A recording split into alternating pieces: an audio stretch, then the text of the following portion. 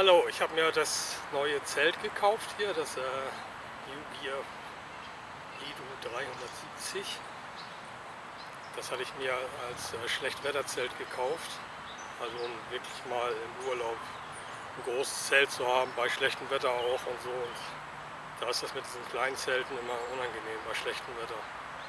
Ja, und das wollte ich heute mal testweise aufbauen und mal gucken, was da so an schlechten Dingen sind. Das ist ja ansonsten von den Daten her ziemlich gut und auch sehr günstig. Die allgemeinen Daten könnt ihr euch hier aus dem Internet selber besorgen. Die wollte ich jetzt hier nicht auflisten. Ja, dann fange ich mal an mit dem Aufbau.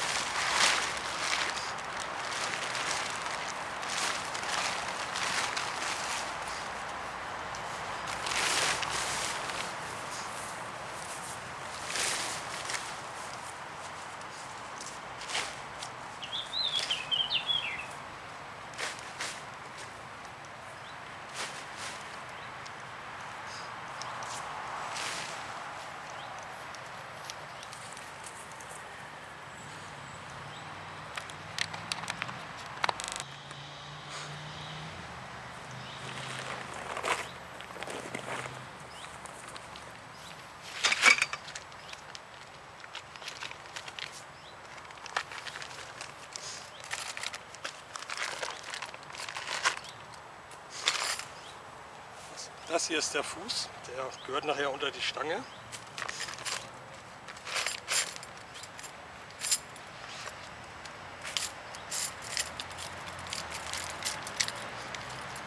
Diese gelben Heringe, die habe ich selber besorgt, die gehören da nicht zu. Das sind dann nur diese Stahlheringe. Die muss man sich selber noch mal ein bisschen anspitzen, so kann man für den Preis ja natürlich auch nichts Besseres erwarten. Dafür scheint es jede Menge zu sein.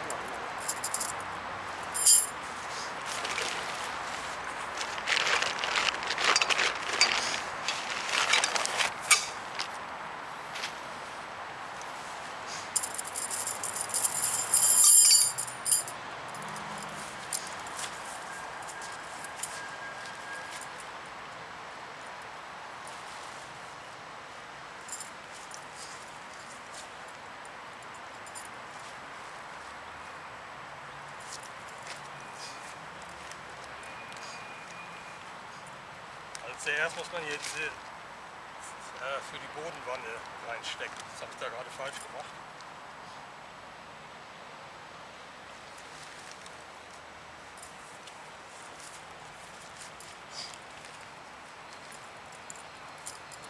Oh, ziemlich viele Mücken hier. Das ist auch sehr gut, dass das hier getrennt ist. Einmal die Bodenwanne von der oberen Zelt. Das ist hier so ein kleines Überzelt.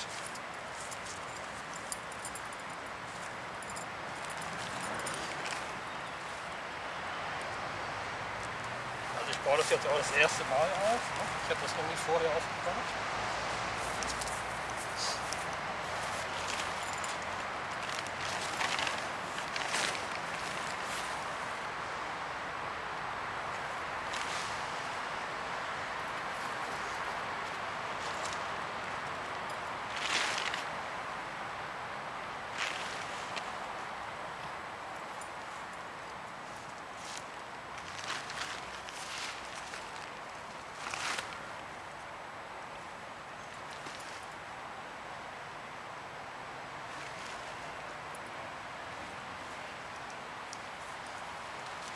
Schlechtwetterzeit ist es natürlich wichtig, dass man eben so eine Bodenwanne hat. Also einen eingenähten Boden dann. Ne?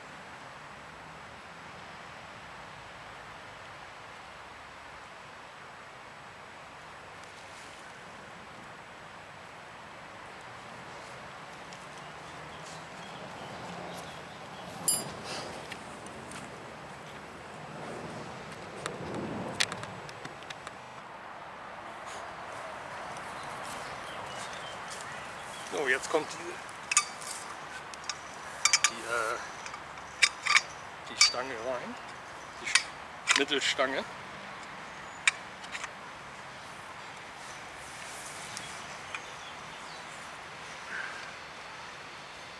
Das ist der Fuß hier, ne? Das ist auch wichtig, sonst macht man den Boden kaputt.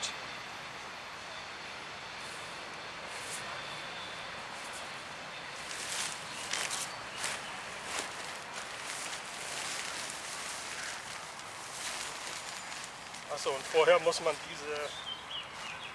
die Spitze diese Dinger schon einhängen hier. Das hatte ich schon zu Hause gemacht.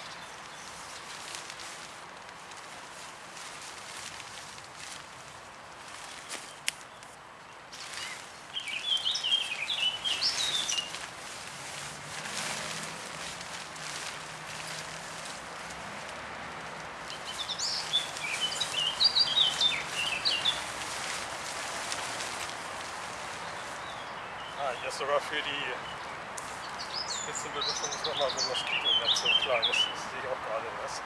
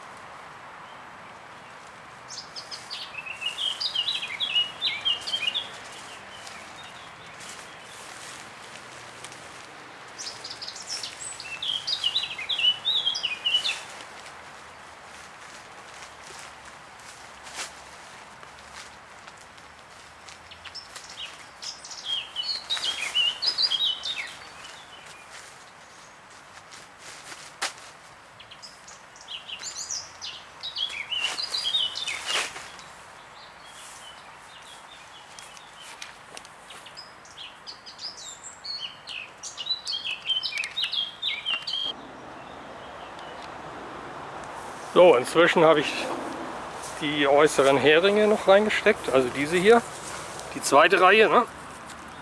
Für dieses kleine Überzelt hier. Je mehr Heringe, desto besser, also falls wir mal starken Wind haben.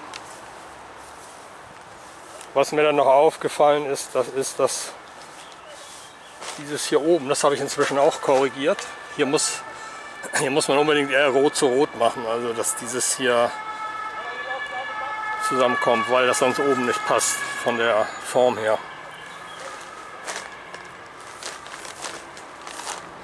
So, dann will ich nochmal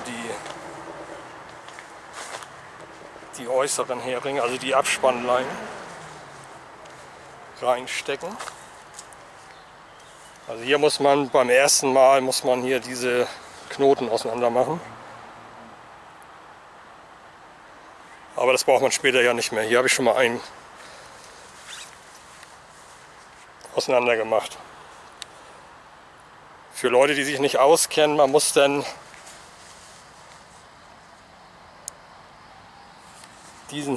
diesen hier sozusagen das Seil durchziehen, sonst hält das nicht.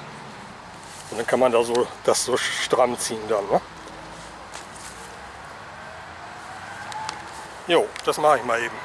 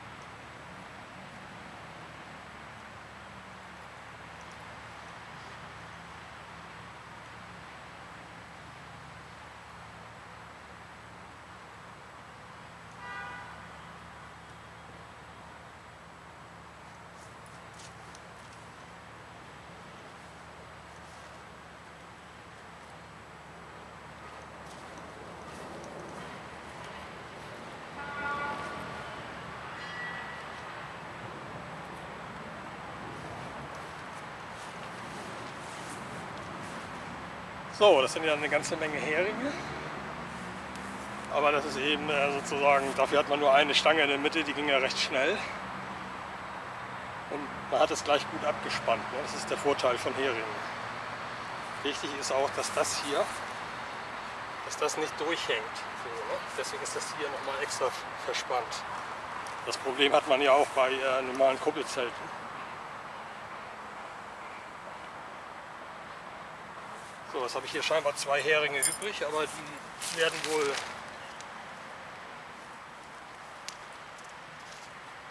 als Ersatz dienen, keine Ahnung.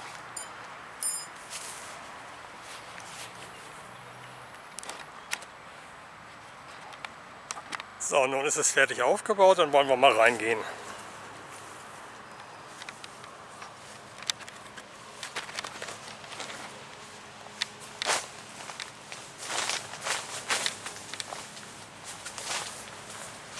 So, wie man sehen kann, ist es hier sehr geräumig, also hier kann man locker mit 4 Leuten drin pennen. Ich bin ja 1,90 groß. Ich werde mich mal probeweise jetzt hier hinlegen.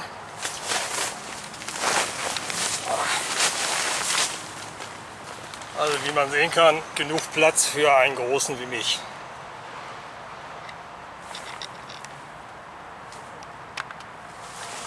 Es wird hier drin natürlich jetzt sehr warm, ne? Bei der Hitze. Wir haben jetzt draußen, ich sag mal in der Sonne, mindestens 25 Grad.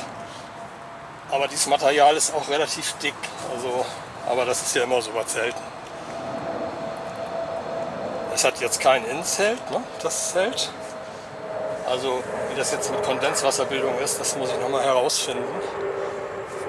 Aber dafür ist es eben sehr groß. Wenn ich jetzt hier nur alleine oder zu zweit drin schlafe, dann ist das mit dem Kondenswasser auch nicht so wild. Es gibt hier ja eine gute Entlüftung. Das ist einmal das hier. Und da drüben auch. Und daneben da oben. Dann hat es hier noch so Taschen, um Sachen abzulegen.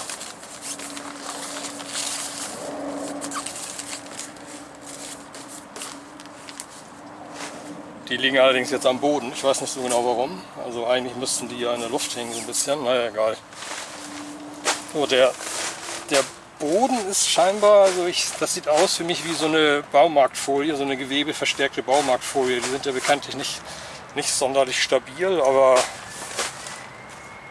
für so einen Boden sollte es ausreichen. Ist ja auch wirklich für 90 € so ein Zelt, da kann man ja auch nicht zu viel verlangen. Hauptsache, das ist wasserdicht. Das hat ja angeblich 5000 mm Wassersäule. Deswegen habe ich es mir eigentlich auch gekauft, damit ich mal auf einer Insel, irgendeine Nordseeinsel in Deutschland, wenn wirklich schlechtes Wetter ist und so, dass man dann Platz hat und auch, dass es auch wasserdicht ist. Ja, und was ist da noch zu sagen? Also die Mittelstange, die stört eigentlich nicht.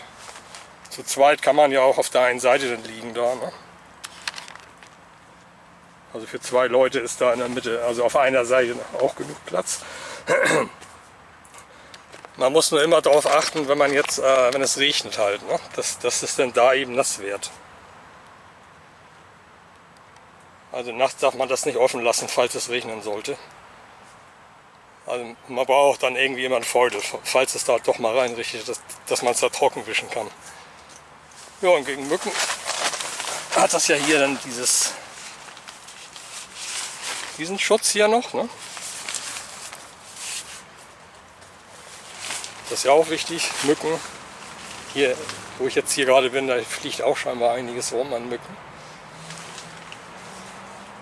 Ja, ich bin schon mächtig am Schwitzen, also bei Hitze kann man sich hier drin nicht aufhalten. Da müsste man sich eventuell nochmal ein eigenes Tarp besorgen aus Baumwolle, dass man sich da das zur Sonnenseite hin noch drüber spannt. Man kann ja wunderbar oben an der Stange oben was befestigen noch und dann nach vorne wegspannen. Ja, das werde ich dann wohl auch machen, wenn es für so heiße Tage dann. Ne? Ja gut, im Moment fällt mir nichts weiter ein. Also es hat hier ja auch noch dieses hier. Das ist Hat auch nicht unbedingt jedes Zelt, dass man da nochmal was aufhängen kann zum Trocknen. So, die Nähte machen auf mich auch einen guten Eindruck hier so, ne?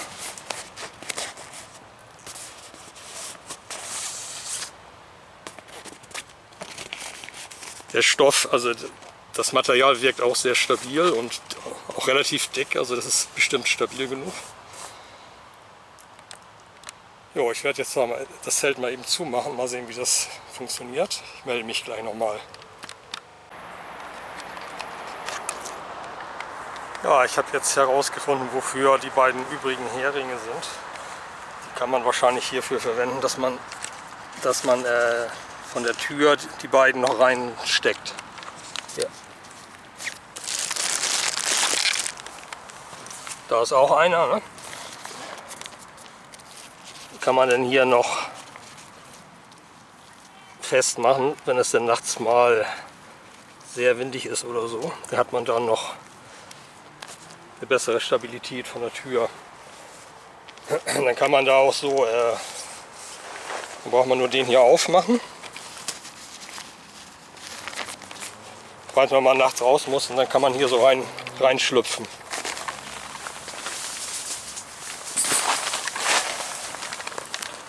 So. Also ich meine, wenn es regnet und so, ne? Das ist dann halt besser.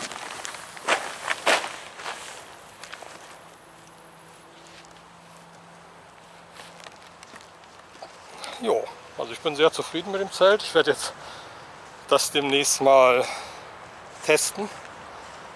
Nächste Woche. Vielleicht mache ich dann noch mal ein Video von dem, wie der Echttest dann verlaufen ist. Ja, dann baue ich das mal wieder ab jetzt. Moment.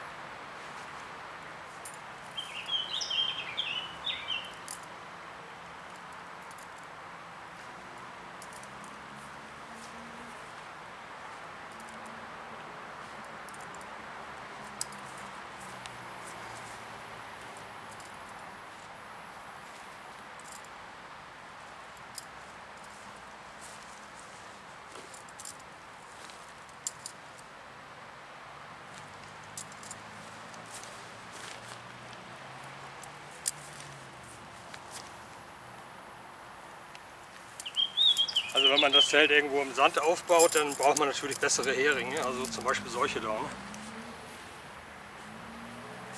Die sind aus Plastik und die gibt es auch noch größer.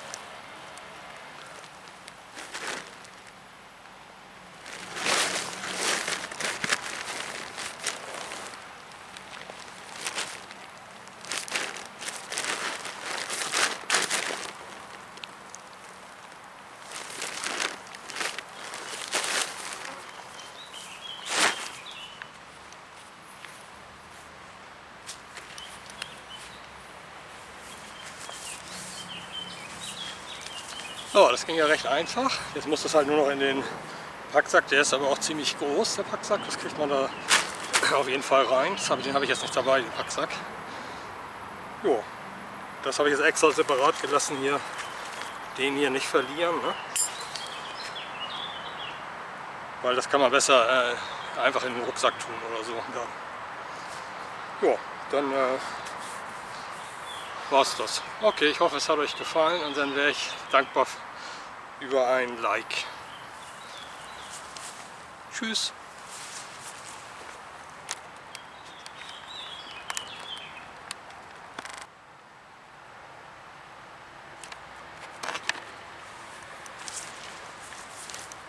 Achso, Entschuldigung, ihr konntet den gar nicht sehen eben, ne?